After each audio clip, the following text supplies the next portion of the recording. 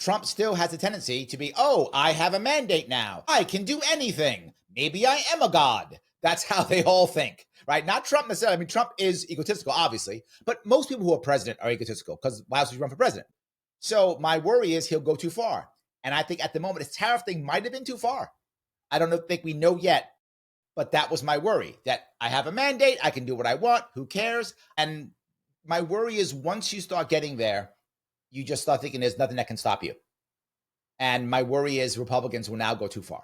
I hope not, but that's my worry. It all comes down to economics. I think that if the tariffs cause inflation, or if we now have significantly increased inflation, then it will be to his detriment, and not just his detriment, but the entire Republican Party. We'll see a complete bath in 2026, and probably a Democrat president in 2028. America is divided because our powerful federal government pits red states against blue. We need to return power to the states and to the people by decentralizing. If that fails, we must be prepared for a peaceful national divorce or face a destructive civil war. Welcome to War, Divorce, or Federalism. America at a crossroads.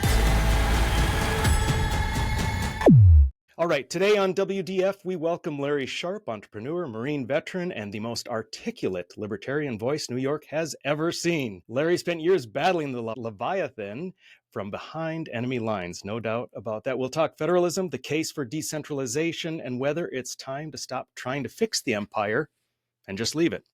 So Larry, welcome to WDF. I want to point out that you and I have met previously at Freedom Fest. Freedom Fest being a wonderful annual convention, which is a mix of freedom and liberty-loving types of topics with economic and investment topics. Really, really cool. We met back in Rapid City in 2021. Welcome back.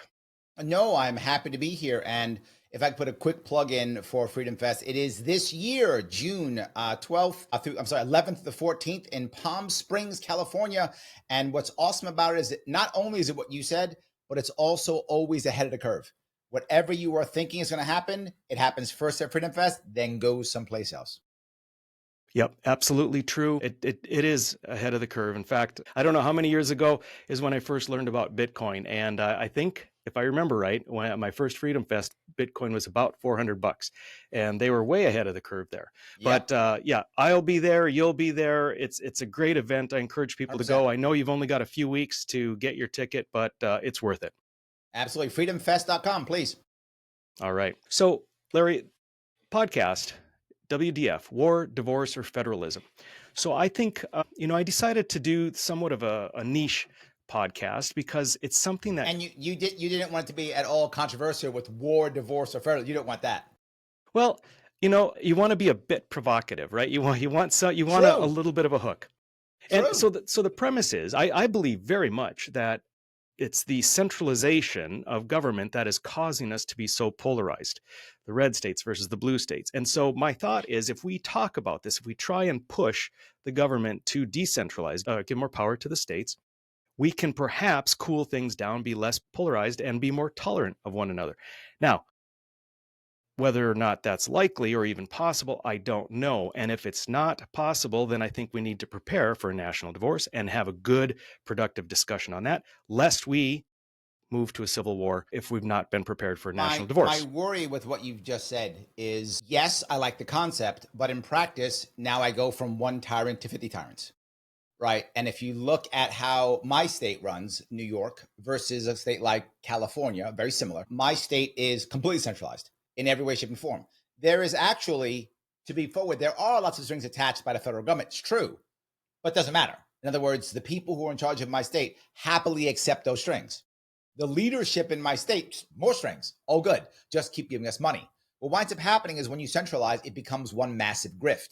Now, there's an advantage to it, though, to be forward. There is. What does that mean? Right now, if you want to be powerful, you move towards the center of power, right? That's how it works. If you go back America, say 100 years ago, DC wasn't that important of a place. To be very fair, it wasn't, right? Northern Virginia was just for military people. It wasn't for actually wealthy people, so military people, so it was for, right? There weren't as many lobbyists, any of those things. The centers of power within the country were in places like New York, Chicago, LA, Dallas, right? That's what Dallas and Houston were for energy, right? Florida was for tourism. This is I'm talking 100 years ago, right? New York was finance, entertainment was California. That's where the centers of power were. So you would move to those areas, right? No more. When you look at how centralized the country is, you ask where do the wealthy people live? In a place like Russia, they all live around Moscow. In a place like Japan, they all live around Tokyo, right? They all live around the center. Paris, they all live around France, they live around Paris. UK, they all live around London. Now everyone's moving towards DC. If you notice, Northern Virginia and Maryland are exploding. Why? The wealthy are moving there because they want to be close to the center of power. That's how they get what they want. That's how we get things done. That's how we get preferential treatment. In my state, New York, nothing grows unless government sponsors it. I'm not joking. Government investment is how things grow in my state. That's happening across the country now, right? Many people are growing only because government allows them to. Government enforces it. Government forces them. So the good thing about what you're saying is it is actually relatively cheap to send 1 or 2 lobbyists to DC and to get all the money. That's pretty cheap. But if you had 50 of them, now I need 50 lobbyists. That costs me more money, maybe even 100 lobbyists. And now also I've got to make sure that each one is taken care of versus just taking care of one guy or gal or a couple guys or gals in DC. So yes, I think you're correct. It would be harder for people to grift, but it doesn't necessarily mean that we'd have less authoritarianism. But it would be harder to grift. In fact, if we went down to what I would think is even the best area, in my perfect world, in my utopia, my friend, in my utopia, we're down to the community, right? The community is going to be the strongest because the community is the least bribable. And if it is bribable, other people can see it. So it's the most transparent. And on top of it, there are so many communities, it becomes not feasible to bribe everybody. So in addition, if it's community by community, if I'm unhappy with my community, I don't have to move across the country.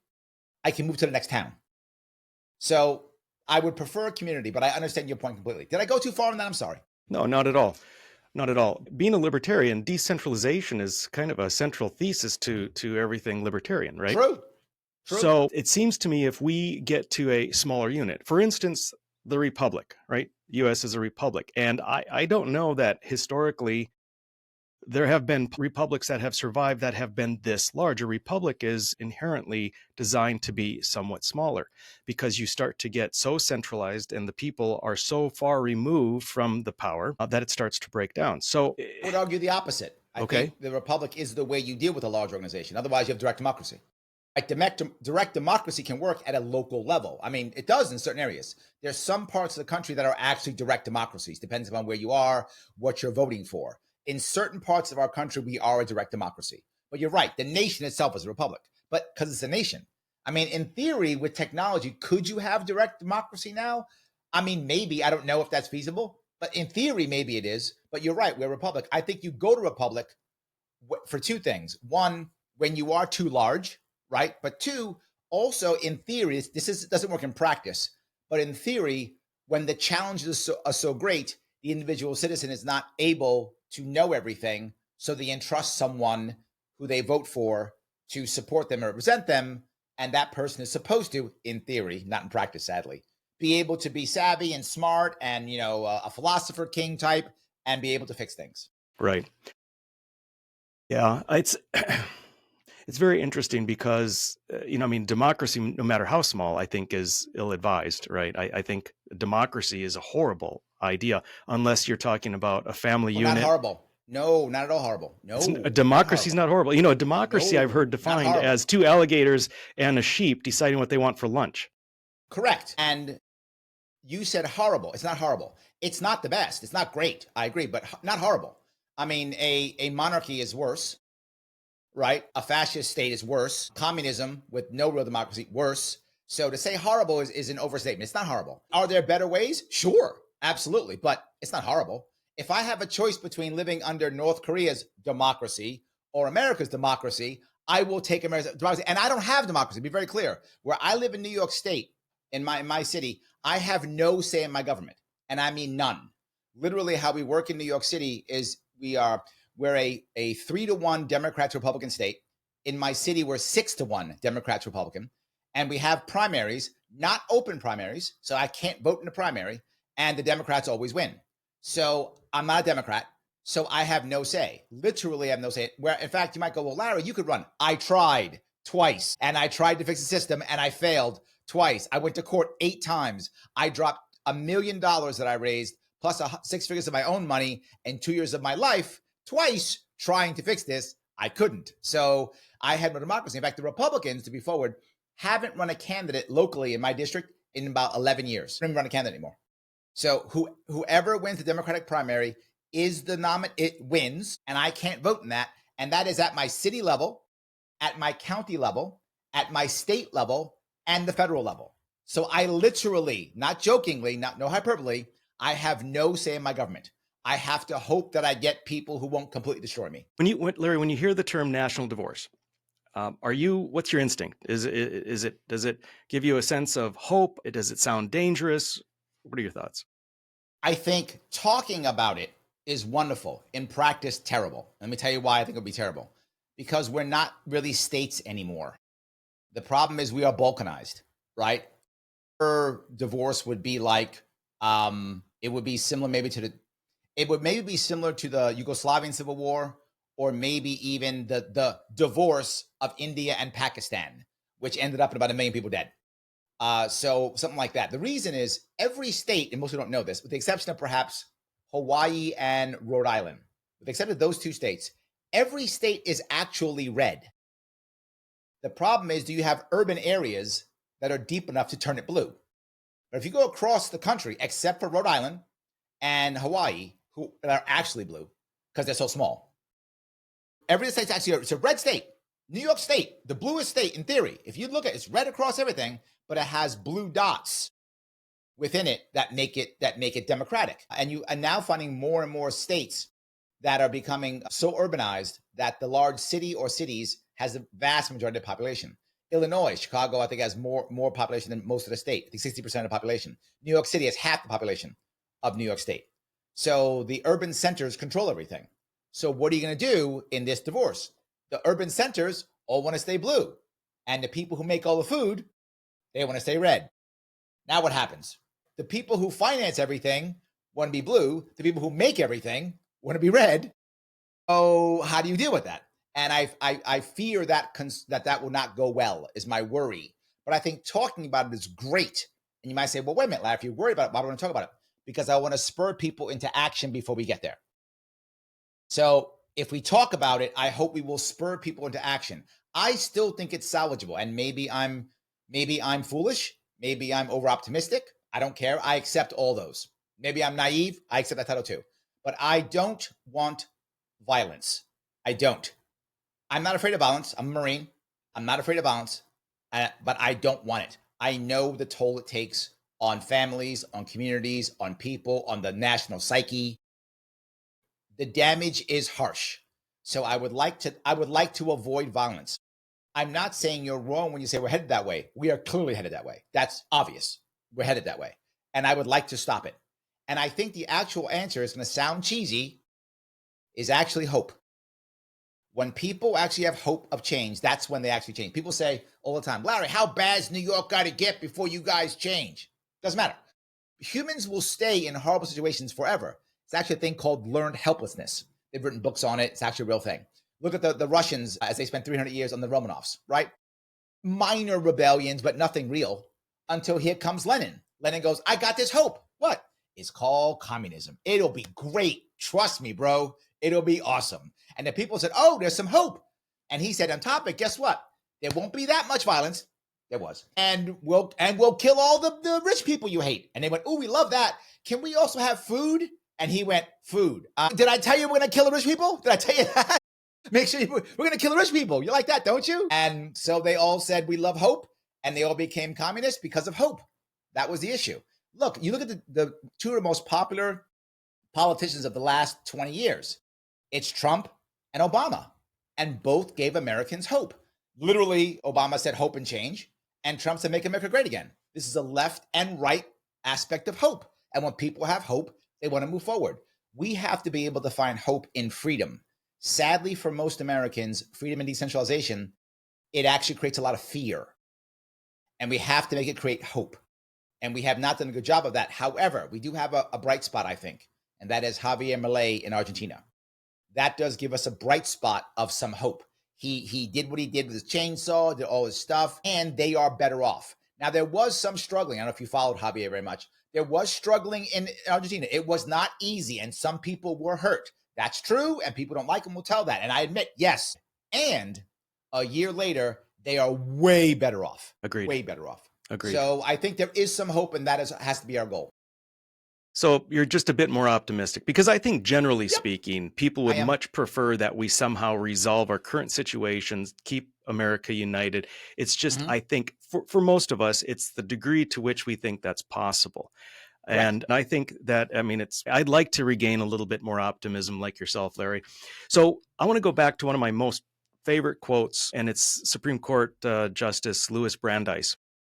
And he talked about the 50 laboratories, right? We often hear it's 50 laboratories of liberty or democracy. It wasn't quite that at all. In fact, I wrote it down here. 50 laboratories to try novel social and economic experiments without risk to the rest of the country. And I think that's what's key, because if we were not so centralized, if we were not a specific nation, but we were a true federal system, then when North Dakota and Texas and Wyoming do their local, yokel, whatever it might be, guns and no abortions, then California and New York isn't going to care because it doesn't affect them. And likewise, when they want to censor speech and force people to recognize 73 genders, then North Dakota and Texas, Wyoming won't care because it doesn't affect them. What are your thoughts on that?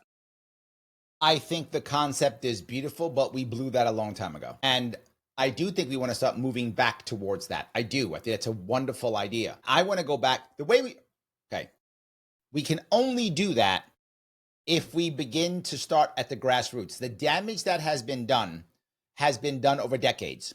And I'll tell you two examples of this, what I mean. One of them was COVID, the lockdowns, the horrible, horrible lockdowns. And number two was just recently when Trump froze payments, federal payments. About a month and a half ago, he froze payments. Let me give you the reason for both. When the lockdowns happened, what we figured out is that our communities have lost the institutional knowledge to support themselves. They don't have it anymore. They don't know how to do it. They have been relying on government for so long, they don't know how to take care of themselves now. We saw that all across places like New York, places like California. Now, in certain areas, they've kept it. But most people live in urban areas, and the urban areas rely completely on government for everything. How can you give stuff back to a community when it doesn't know how to take care of itself? There'd be no difference in me raising my child until my child is 25 or 30, never making them get a job, never making them work, never making them do any chores, never making them do anything. I make their bed, I feed them, I do everything and go, you're 30, get on your own and work. That's unfair. Now, should that person do it? Yes, they're 30. Aren't they an adult? Yes, they are. So in theory, they absolutely should go out and be on their own. But I have coddled them for 30 years as their parent. They have no skills to do so. It is unfair of me as a parent to throw that kid out. Now, should they? Yes. You can make an argument. He's 32 bad. He should have figured it out. Yes. But doesn't the parent have some responsibility for coddling them for 30 years? I would argue yes. And I would argue our government has destroyed community since World War II. We have destroyed community since World War II, since the horrible president FDR was. And I know the left loves FDR, and he was a horrible president who wrecked our country in so many ways. He was one of the worst presidents we ever had. Maybe Woodrow Wilson was worse. I'm not actually sure. They were both very bad. And so since FDR, the communities have been wrecked. We have to somehow give it back to them. So I think we need policies that will begin to give stuff back to our communities voluntarily. Things like public banks locally. Things like letting people have co-ops in their own world and not stopping them. Things like allowing taxpayers to not pay their taxes, but instead give money to nonprofits locally to build up infrastructure and things like that. These are all just top of my head types of things. They will be different depending upon where you are. But once you do that, individual people will have hope that their communities can support them. Because people do fall down. People make mistakes. People get unlucky. Those things happen. But there was a time when community would step in.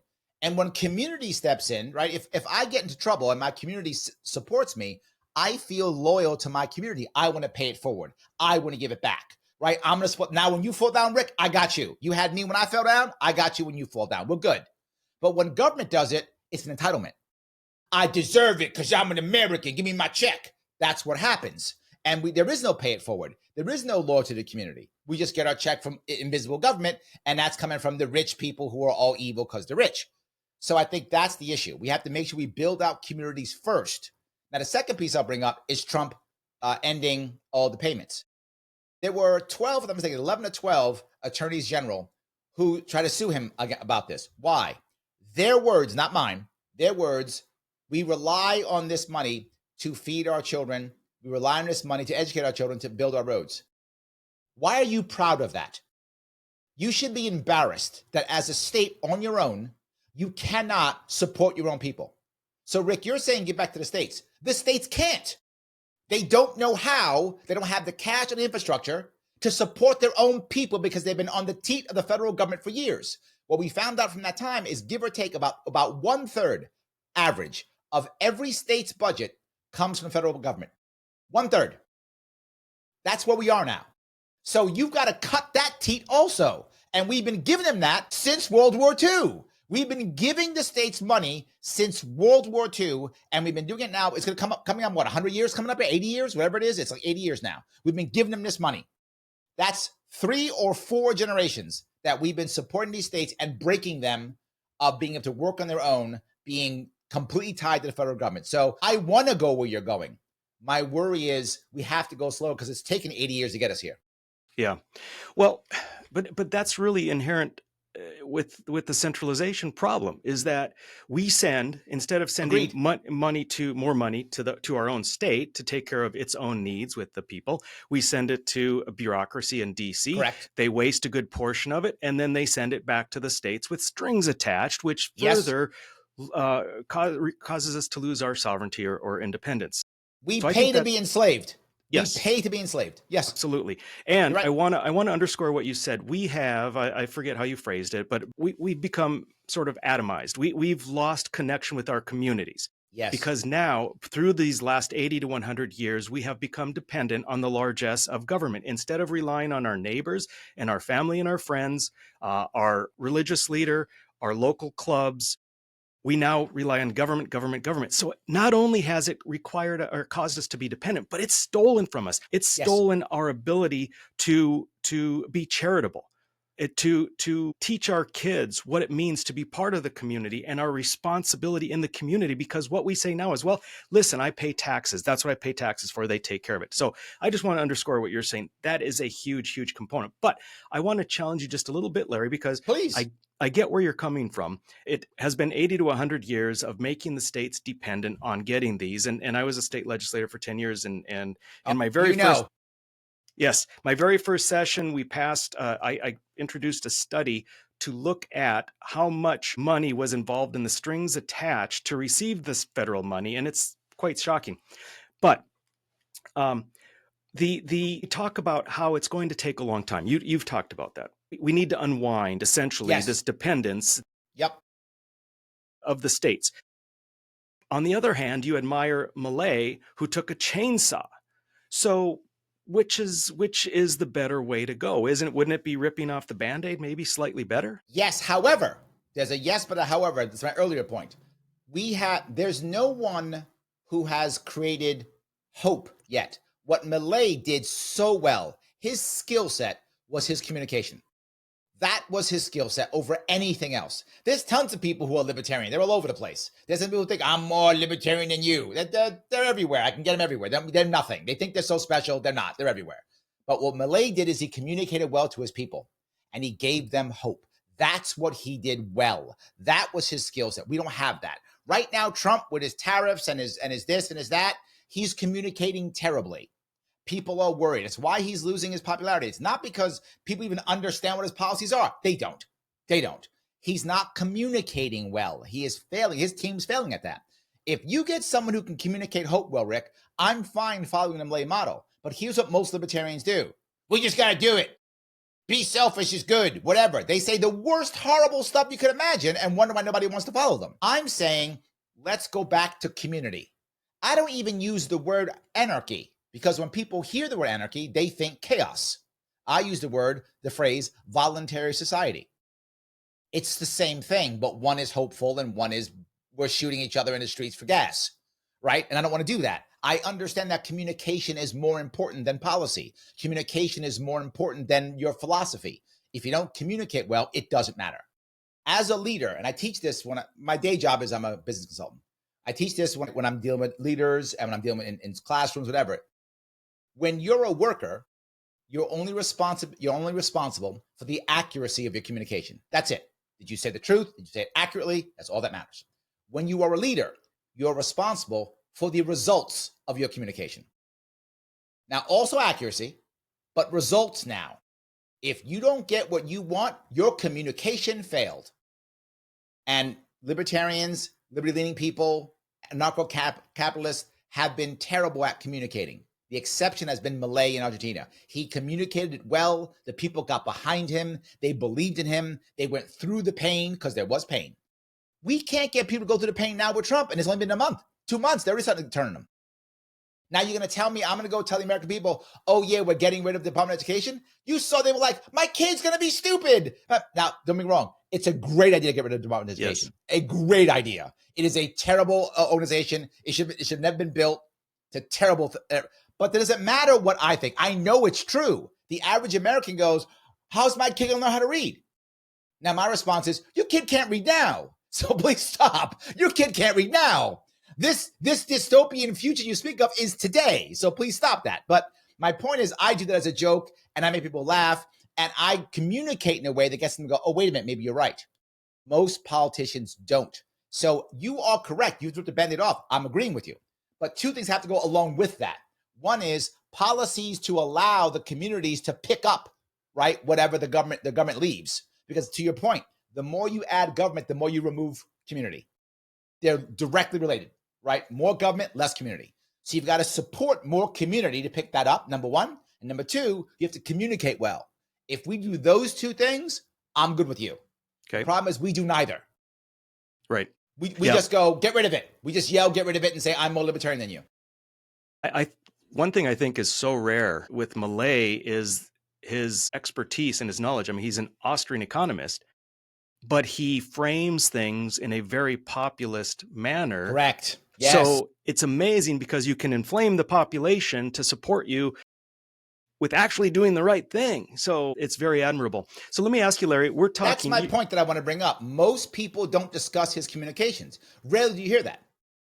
That's all I talk about because that's how it works. Exactly. Larry, you've been, I think from what I can ascertain, your thought is to try and achieve more of a federal model or decrease centralized power. We're looking a bit more at a top-down approach where you're looking for a Milei, you're looking for enlightened, perhaps Congress that will start doing the right thing. But I'd like to talk to you, what about the bottom-up approach from the states? Do you, for instance, there's various— No, I get what you're saying completely. Okay. And let me just touch this. Yeah. Of course, that's the way you do it. I mean, the odds of us getting a libertarian, as a president, I mean, look, I hope, but I think we're realistic. The odds are slim. The odds of us getting libertarian governor, I hope so. Once in a while, what happens, we had a crazy thing in Minnesota years ago when Jesse Ventura won governorship. Not he's a libertarian, but he was independent. So it's possible, could happen. Look, I hope I run next year. I hope I win. That'd be awesome. We hope. But the reality is the reason why running for president and for governor is so important is because, and mayor actually also, is because Americans listen to executives. We don't listen to congressmen. We don't listen to senators. They're nobodies to us. We listen to people who are running for executive positions. So running for a senior position, of course you run to win and try to win, but that actually isn't how we win. And I'll give you an example. I actually did this, and it's the reason why I got screwed. I practiced what I preached. When I ran in 2018, I was able to get ballot access for Libertarian Party in New York State, first time ever. The next year, I got 100,000 votes, nowhere near, I got 2% of the vote, nowhere near victory, but it was enough for me to get ballot access. Well, why does that matter? Because then I went across the state again the year after, and we had 107 local victories across New York State. We went from 0 libertarians to 107 in 1 year. They were all local, to your point. They were city council, school board, water board, all the local elections across New York State, bottom up, right? Why did that matter? Because I was thinking what you were thinking. My run was to bring knowledge to me and to motivate people to get busy at the local level. And it worked. It worked so well that the New York State government changed all the rules and destroyed my party. I'm not joking. They saw it working, and they changed all the rules during the lockdowns to ensure we couldn't even recover. And they devastated the New York State Libertarian Party. It has not rebuilt itself. And then when I tried again in 2022, I had to go to court 8 times, and 8 judges told me to go to hell. I raised $400,000 just for law fees and still lost. 8 times I went, and I lost trying to fix this system that's broken. They changed the rules to destroy my party, and it worked because I agree with you. But again, this goes back to my hope. What did my run do? When I ran, people said, oh my God, there's 100,000 New Yorkers who think like Larry Sharpe does? I thought there was like 9. There's 100,000. My God, this could actually work. When I went on Joe Rogan, oh my God, this is a guy who can go on Joe Rogan talking about libertarian stuff and be running for what? That's what that kind of run does. So would I love for us to get a Malay to be a governor or to be a president? Of course I would. But I'm also realistic. The goal has to be to provide hope for the people and the local communities to go, I could do this. Because most people are not going to run for governor, are not going to run for president, are not going to run for mayor.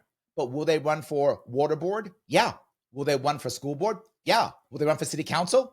Yeah, they will. And that's how you begin to do that. I agree fully with you. It's so important. People think about the national races and ignore how much more effect their local boards, their local commissions have an effect on their lives. Let me ask you about another component, another facet of maybe bottom up and not quite so below bottom, but the states themselves. What is your philosophy when it comes to nullification? For example, there was, and I introduced one in my last session in 21, the way they call it, a Second Amendment Preservation Act. So basically it was just any federal gun laws that are more excessive than your state law, your local and state officials cannot enforce the federal law. That effectively makes it, well, it's kind of like marijuana. I mean, that's what we did with marijuana, we meaning the United States, did with marijuana across so many states, and moving it to the Second Amendment. Is that an approach that you think is viable and will have any effect on this decentralization option? Yes and no, both. No, because very often, most people who get elected love the system. So whatever you do, it will be reversed. That's why I say no. Yes, to show people it can be done, but it'll be reversed. As soon as you, and you saw this, you were in the state assembly. Most people love the system who were in it. They love it.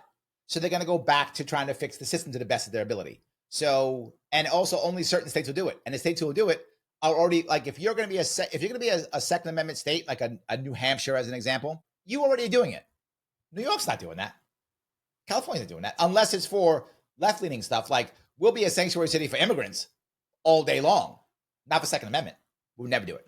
But can it work? I think yes. I think it's a good idea. I will go one step further. Literally, the governor has the most power to fix things, more than a president, more than Congress. It is the governor. Why? Because the governor can use the power of the pardon. So what do you do? Something that we haven't done before. We do pardons for exactly the wrong reason. If I became governor, within the first month, I would have a press conference and say, possession is not a crime. If you have a substance in your pocket, that's not a crime. If you sell it illegally, give it to a minor, those types of things, rob for it, steal it, that's all crimes. But you physically having something in your pocket is not a crime. Every crime, every law that the legislature has made that has possession is blatantly unconstitutional. Shame on them. And for every one of my crappy judges in New York State, and I would insult them because they're terrible, that hasn't outlawed that, and shame on you. Why do you even bother reading the Constitution? You're an embarrassment. You should just quit now. I would say that forwardly and say, from now on, any possession charge is by default pardoned. Done. It's not, it's pardoned. Now, when I go to that, they'll assume I mean drugs. I also mean firearms. I like that. Yeah. Yes. That's very good. I also mean firearms. Yes. That's very good. They'll assume drugs. Sure. But having a firearm, that's not a crime. Now, using it to rob somebody, that's a crime. Hitting someone over the head with it, that's a crime. Brandishing it to scare somebody, that's a crime. Right? But having it, that's not a crime. I like it. So that's how governors can do it. One governor does that, you'll watch the rest copy. Well, let's hope it happens. So you have been critical, both Democrats and Republicans, for their tendency to be centralizing, for coalescing power, which I guess is the nature of man. Which of the two parties? I think this is more than just a surface question. Which of the two parties do you think is most detrimental when it comes to this centralizing proposition? Whichever one's in charge. And I mean that seriously, right? If you look at, say, like, for example, I'll look at two states that are almost opposite. Oklahoma, maybe Utah, or maybe Oklahoma, maybe Nebraska. Anyway, they're all three very, very red states versus New York, California, very blue states. When there is no competition, they are terrible. And that's how that works. In Nebraska now, if you know this, they actually didn't bother running a candidate for senator, U.S. senator last year. Because it's like 3-1 Republicans, Democrats, Nebraska. Utah hasn't run a candidate in like 5 years because they're 4-1 Republican to Democrat. New York eventually is going to stop doing that too. We're 3-1 Democrats, Republican, with the opposite. California, 3-1. No, 2-1, maybe on its way to 3-1 Democrats, Republican. So as the state becomes more and more one party, it becomes more and more autocratic, right? Competition and fear is what stops the autocrat. So when there is no competition, they just keep going. New York does whatever it wants, whenever it wants. It does not matter. Our governor does whatever she wants, however she wants. It does not matter. No one can stop her, and she knows it. She has a super majority in the Senate. I'm sorry, in the Assembly, majority in the Senate. Republican Party's broken in my state, and the same is true in the reverse in Nebraska and Utah. Democrats can't do anything. Democrats can't raise enough money. I'm going to be very clear. Utah and Nebraska did not run a candidate, Democrats, for the U.S. Senate. They didn't bother running a candidate. So my answer is, depends upon which one's in charge. Whichever one is in charge is worse. And this is my worry about Trump winning. My worry about Trump winning was, did I prefer Trump to Harris? I did. I did prefer Trump to Harris. But Trump still has a tendency to be, oh, I have a mandate now. I can do anything. Maybe I am a god. That's how they all think, right? Not Trump necessarily. I mean, Trump is egotistical, obviously, but most people who are president are egotistical because why else would you run for president? So generally speaking, but again, he is clearly. So my worry is he'll go too far. And I think at the moment, his tariff thing might have been too far. I don't think we know yet, but that was my worry, that I have a mandate. I can do what I want. Who cares? I think Biden thought he was in that position. Now, clearly he wasn't, but I think he believed he was. That's why he didn't seem to care. If you notice, Biden didn't seem to care because he thought I could beat Trump easy. To this day, I think he still thinks that. I mean, it's not true. He got killed. But I do think in his heart, he actually believes that he still could beat Trump. He was super awesome. I think he believes that. And my worry is once you start getting there, you just start thinking there's nothing that can stop you. And my worry is Republicans will now go too far. I hope not, but that's my worry.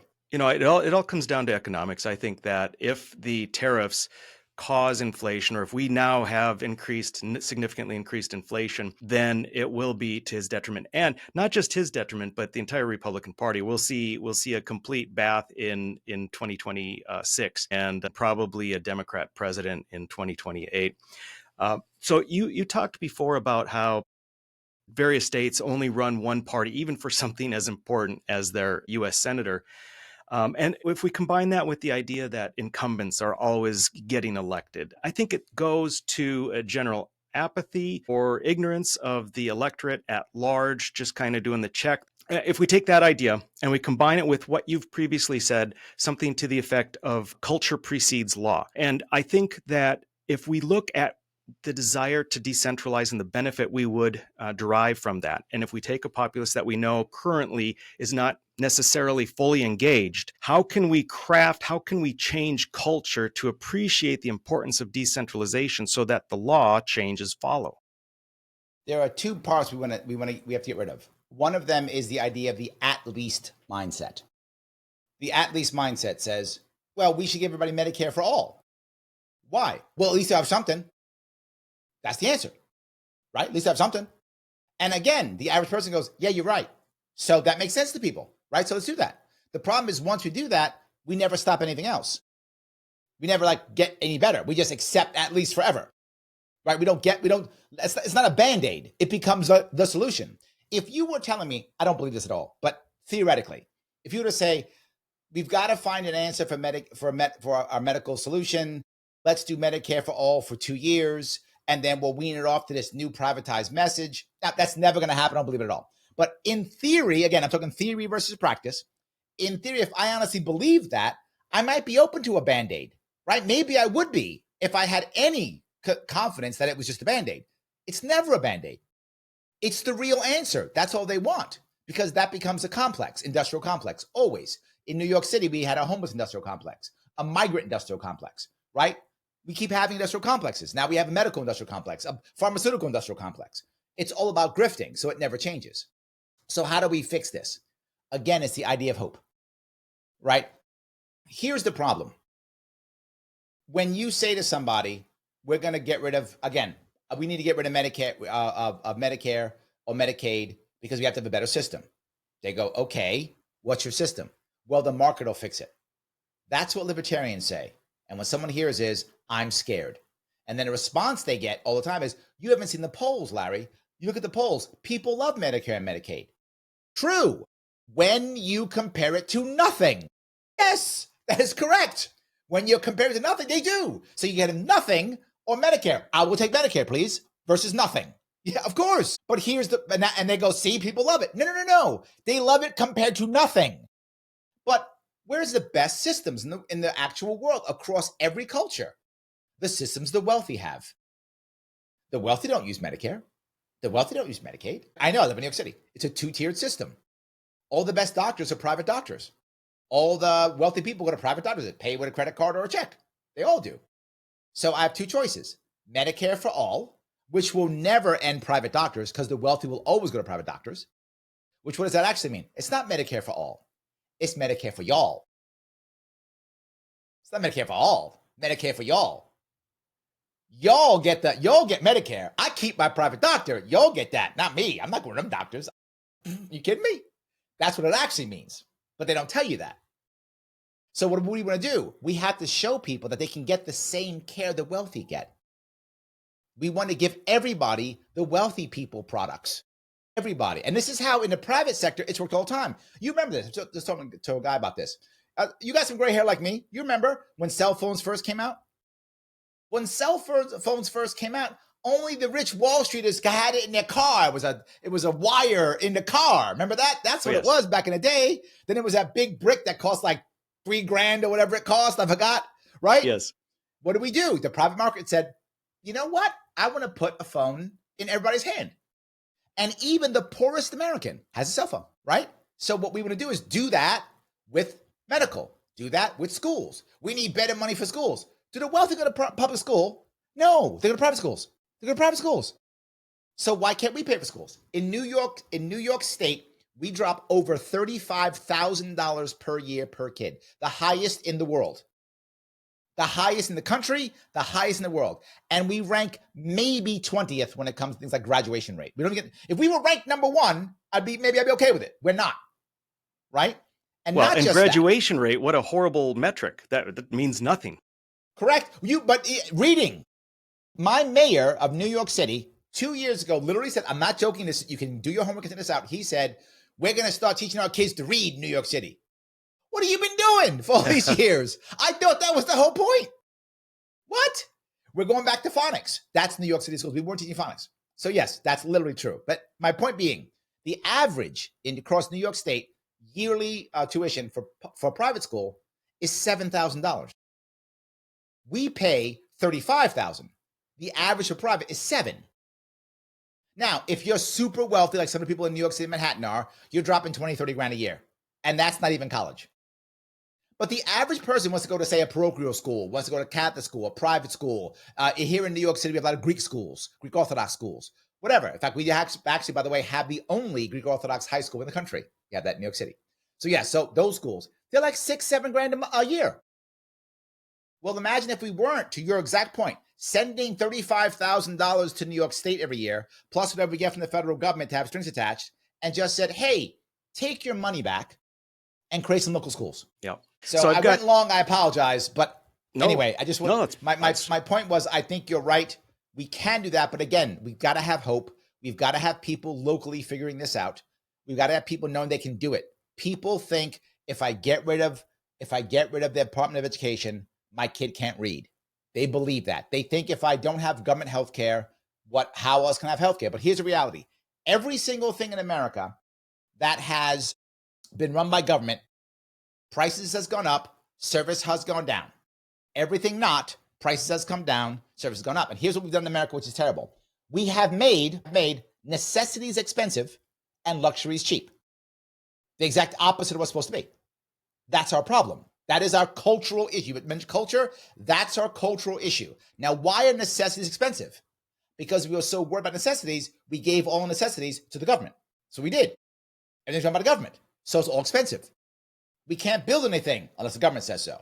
So housing's expensive, right? And people say, wait a minute, is that true? Yes. The most landlord-friendly state in the country is Texas. They don't have a housing problem. The most tenant-friendly states, California and New York, the most homeless. Literally, in every case, and the highest rents. Literally, right? Who runs our medical? Government runs medical. In New York State, government runs every single hospital bed across the state. Called a certificate of need. You can't put a hospital bed in without the government saying yes. Cannot do it. Government says yes to everything, right? Government runs schooling. All those things are expensive. So we've made necessities expensive, so we can't afford to live. But we can go to on vacation, but we can buy Gucci bags. So what are Americans doing? They're spending all their money on stuff like that. Because they're saying to themselves, I'm never going to buy a car. I can't buy a house. So you know what? I'm going to get the coolest bag or the coolest shoes or go on a cool vacation or buy some designer clothes. I'm going to do that. Because of fast fashion, I give me a cool Gucci bag for $200. I'll do that. I'm serious, right? I can do that now. Absolutely. I'll do that. I can't afford a house. So I'm going to get that instead. I can get in a plane. I can go to Paris and blow, a whole bunch of money on some experience over in France. I can do that. I can't buy a house though, so I'll go do that. And now the cycle continues. Exactly. Yep. Larry, I want to find a little red meat here. So in 3 or 7 years, I thought I was giving you lots of red meat. Okay, yeah, you're right. No, let's get some raw red meat. So Larry Sharpe is president in 3 or 7 years or thereabouts. You mentioned Department of Education. What else do you take Larry's chainsaw to? Yeah, it's a tough one. And the problem is you have to pick your battles, right? That's the problem. I want everything, obviously, to go away. I would like the president to just basically be foreign policy. That's what I would like the presidency to be, foreign policy. So I would like everything to go away except foreign policy. And if need be, a referee for interstate problems and a referee for interstate trade. I think that's a wonderful way for the federal government to be. Foreign policy, referee for when the states get pissed at each other for whatever reason, right? And what I'd also love it to be is a repository for information and to provide I'm going to make sure I'm clear on this, not regulations, but standards. So I'd like the government to say, federal government say, this is what the United States government, federal government says you should do, not what you must, what you should do. So now states don't have to reinvent the wheel every time. Now, if they want to, they may. But I don't mind the federal government saying, hey, we think that when it comes to education, as an example, if you want to do that, we think that a kid should be able to read at this grade level. You're not required. There it is. If you want to use, take it. Not done. We think when it comes to trade, we think whatever, 20% is too much for interest. Okay, that's our recommendation, and that's it. I don't mind the federal government being that, right? I don't mind that at all. That's totally fine because you don't always want a state that to reinvent the wheel. Like insurance policies on insurance. Here's what the federal government says insurance policies, again, should be. You are not required to take them. This kind of federal government, I don't mind at all, right? This, in fact, it would actually, in theory, it would get people wanting to come to help set standards. I would love that. We get together as states, get together and talk about it, come up with standards that we think are appropriate. Wouldn't have to be government employees. Could be individuals and industries getting together, putting together standards. You have multiple standards, right? We have many things. We have multiple. The example I use, I live in New York City, a large Jewish population. I have a lot of Jews as friends, and many of them keep kosher. There's more than one kosher stamp. There's more than, I didn't know that till they told me. There's more, I don't keep kosher, I'm not Jewish, but some people do, right? So there's more than one kosher stamp. I didn't know that till they showed me. Some people trust this one, some people trust the other, some people trust both. Why can't we have that for government? Here's the 3 levels that we think are this. And then the states can go, we're going to accept the federal guidelines, they're good. Or no, they're not, we're going to go further. Oh, we don't care, no guidelines, whatever. I don't mind that at all. The reason why I said that is standards make people feel safe without having to force it. So as I would remove things, I would still create voluntary standards that would still exist. So as I would get rid of the Department of Education, I could then keep whatever that would be. Here are the standards the federal government says. If you want to come in voluntarily every year and rechange them, feel free. Nothing's required. You can look at it. You don't want to reinvent the wheel. We got you. And this will make people feel safe, right? Because they'll say, well, how do I know that you're doing anything good, Rick? We've decided to follow the federal guidelines. Oh, okay. Now I feel safe, right? Yeah. I'm serious. Voluntary. Exactly. To be forward, I'm not against people following the federal government if they want to, as long as they're choosing to voluntarily, right? I don't mind. If you want to, good for you. If you trust the government, go ahead. One of the rules I was going to put into New York State when I become governor is all farmers who decide they're going to sell only within New York State are immune from all federal guidelines, period. And the reason why is all federal regulatory bodies, you're immune from all of them. Now I can do farm to table very easily. I can slaughter my animals as I see fit. The only thing you have to do is put someplace on your facility you do not follow federal guidelines. That's it. And if someone goes, no, I trust the FDA, they're awesome. Okay, go to Walmart. They're following it. You're good. You do you. Some people don't care what the FDA says, and they're going to buy from that farmer. So education for sure. I would begin to shift off of everything, even transportation. I move away from that too. I would start moving away from all those things, right? All I'd be concerned about more than anything else is being a repository for information for people who want it, being a standard setter, guideline setter, not policy or regulation setter. Big difference in those two. Focus heavily on foreign policy and moving foreign policy to the most open trade I can possibly get, which is not always easy because the world is a tough place, but that's what I'd be working on. So if there wasn't a limit to the number of years you were president, or if you could name your successor, because I get your approach, it's very logical. Justin Amash. Pardon me? Justin Amash. Sure. So he's my successor. Yes. The end result is great. How many years does it take you to get there with the approach you're going to use, would use? Oh, I can't get there. I'm setting it up. I've said this more than once. People have asked me, Larry, are you going to save the world? No, I'm not. I'm not the guy to save the world. I'm not. But am I the guy to set up to be saved? Yes. Yes. I'm not Neo. I'm Morpheus. Sure. Right? I'm not Neo. I'm Morpheus. I understand. Right? So I gotta prep Neo to do it. And Neo is maybe Thomas Massey, or maybe he's Justin Amash. So yeah, maybe that's Neo. I'm Morpheus. Okay. So you're president for 8 years, then Justin's for 8 years, then Thomas is 8 years. Will you have accomplished your goal within those 24 years? 100%. All we need is one generation, which is about 22 to 23 years. Okay. We need one generation. So the amount of years it will take consistently is about 21 to 23 years in that area is the amount. You make that happen at that time, it is now in the culture. Because the people who were young and saw it are now running things. Does that make sense? They're now running things. So you just need one generation. So the 18 to 22-year-olds who will start will now be 40-somethings. 40-somethings run things. Yep. So one generation. So you need. You'll have to have control of the education system during those 22 years. Yeah. Yeah. Or they just have to see it be successful and fail. They have to, because they're going to be meeting people throughout the country. And they're going to be like, oh, you came from Wyoming? Oh, that thing they did was terrible. Yeah, but I came from Oklahoma. That thing was awesome. I remember Oklahoma. A lot of success there. That's what's going to happen. And so even if I don't get it for the full, as they start seeing it, those kids are going to grow up going, man, I wish I'd gone to school in Oklahoma and not Wyoming. Oh, yeah. I made that up. Yeah, no shade, Wyoming, if you're listening. No shade. Just I picked 2 states randomly. Right. Whatever. In reality, New York will be a disaster. So they'll be like, damn, I wish I didn't go to school in New York. That'll be the truth. But anyway. So to answer your question, 21 to 23 years is the answer. Okay. Fantastic. Let's do a quick rapid fire, if you're willing. So explain federalism in one sentence to our viewers. Allowing for states to experiment. Okay. First word that comes to your mind when you hear the phrase national divorce.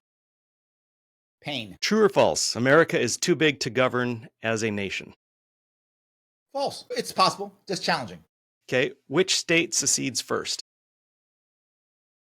Goes one or two ways.